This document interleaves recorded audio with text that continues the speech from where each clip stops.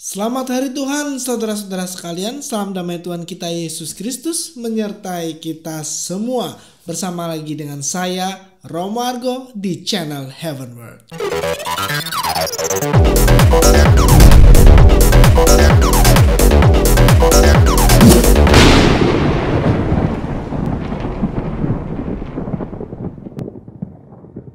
Saudara-saudaraku yang terkasih, mari kita dengarkan Injil hari ini. Inilah Injil suci menurut Matius. Sekali peristiwa, Yesus dibawa oleh Roh ke padang gurun supaya dicobai iblis. Setelah berpuasa 40 hari dan 40 malam, akhirnya laparlah Yesus. Lalu datanglah si pencoba itu dan berkata kepadanya, "Jika engkau anak Allah, perintahkanlah supaya batu-batu ini menjadi roti." Tetapi Yesus menjawab, "Ada tertulis, manusia hidup bukan dari roti saja, tetapi dari setiap firman yang keluar dari mulut Allah."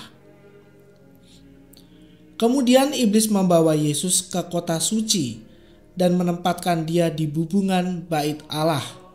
Lalu iblis berkata kepadanya, "Jika engkau anak Allah, jatuhkanlah dirimu ke bawah.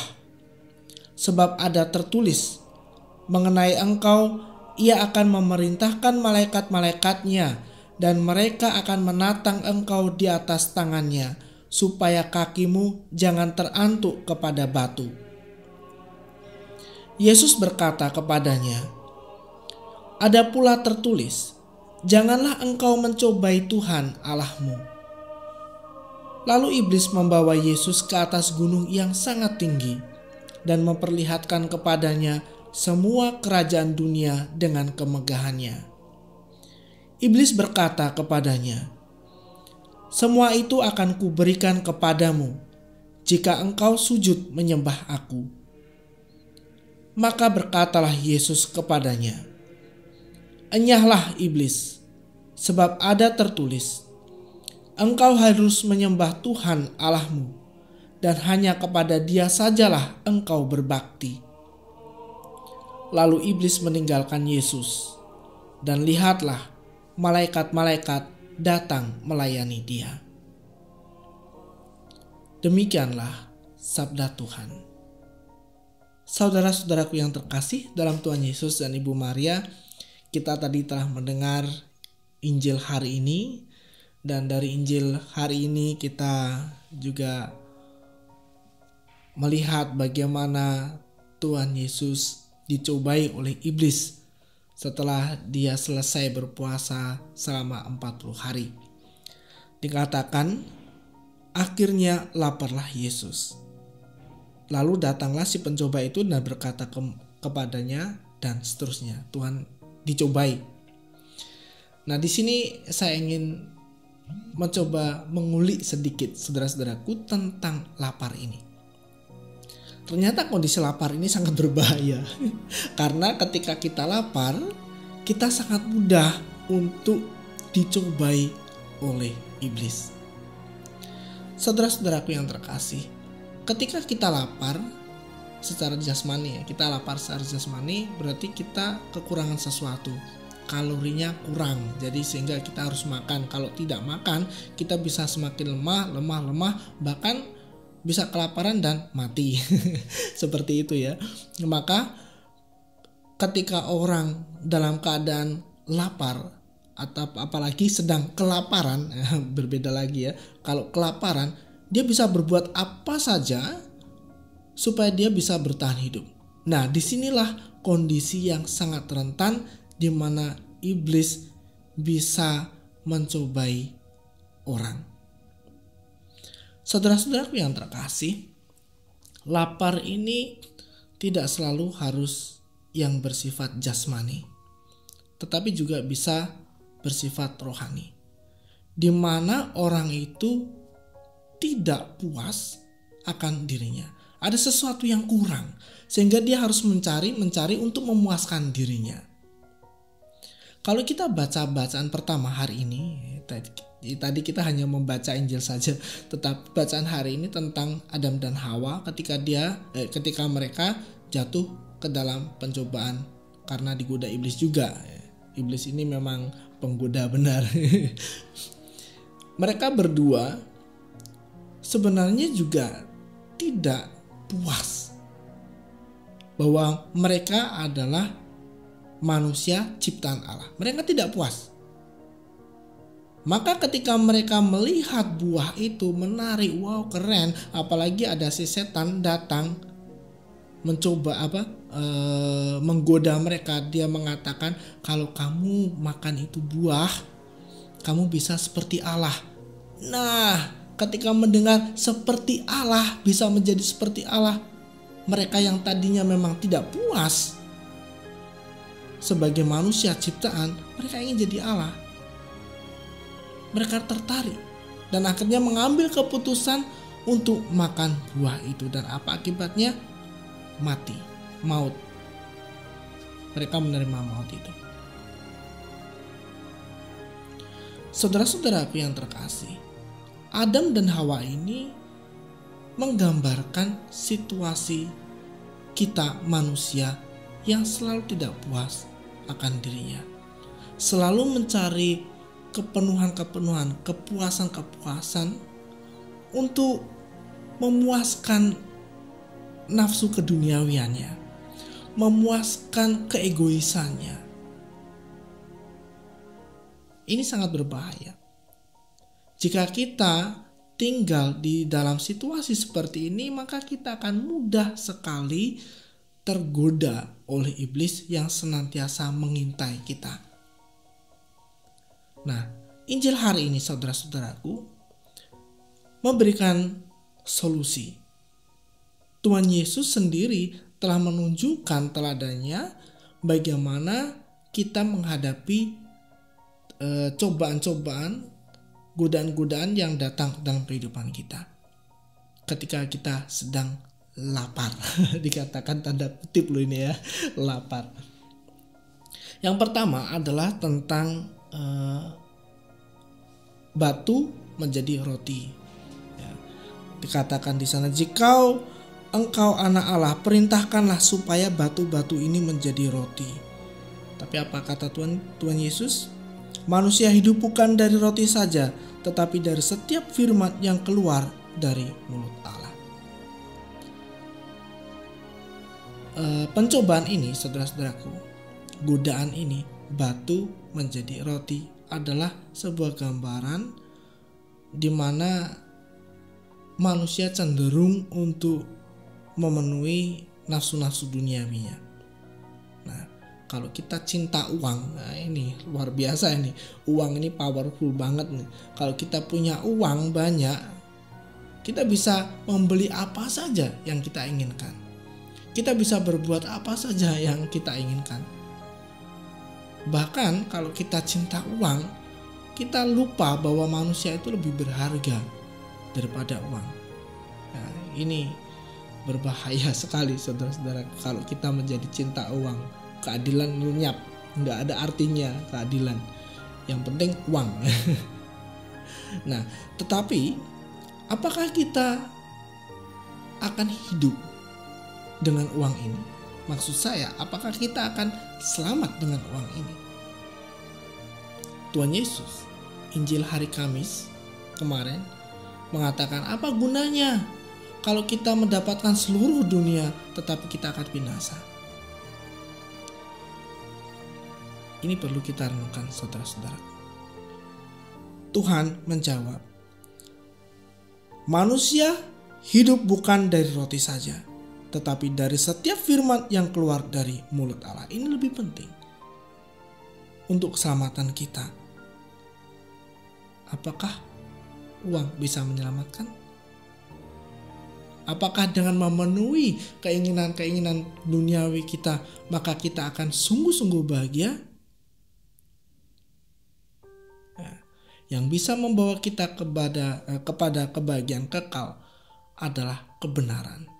Kebenaran firman Tuhan. Kemudian pencobaan yang kedua, yaitu Tuhan Yesus dibawa oleh si iblis ini, ditempatkan di hubungan bait Allah, dan iblis berkata kepada Tuhan, "Jika engkau anak Allah, jatuhkanlah dirimu ke bawah. Sebab ada tertulis mengenai engkau, ia akan memerintahkan malaikat-malaikatnya dan mereka akan menatang engkau di atas tangannya supaya kakimu jangan terantuk kepada batu." Wah, ini luar biasa ini. Ini juga sebagai gambaran tentang tantangan yang biasa kita hadapi, saudara-saudaraku. Yang pertama tadi tentang karnal, kebutuhan karnal, kedagingan kita. Yang kedua ini, apa yang terjadi? Kalau Tuhan Yesus lompat, kemudian tidak sampai ke tanah, berhenti ini ya, lumayan keren sekali kayak Superman gitu ya. Nah, apa yang terjadi? Banyak orang tepuk tangan, dia akan terkenal. Banyak di antara kita yang ingin terkenal seperti ini, saudara-saudaraku. Kelihatan wow. Kalau Facebook like-nya sedikit, dia sedih. Kok like saya sedikit ya, yang nge-like saya sedikit banget. Tetapi ketika yang nge-like banyak, wah, senang sekali. Ini juga sebenarnya godaan juga, saudara-saudaraku. Sering kita melakukan apa saja supaya kita dikenal. Sering kali kita melakukan apa saja supaya kita dihargai, supaya kita menonjol.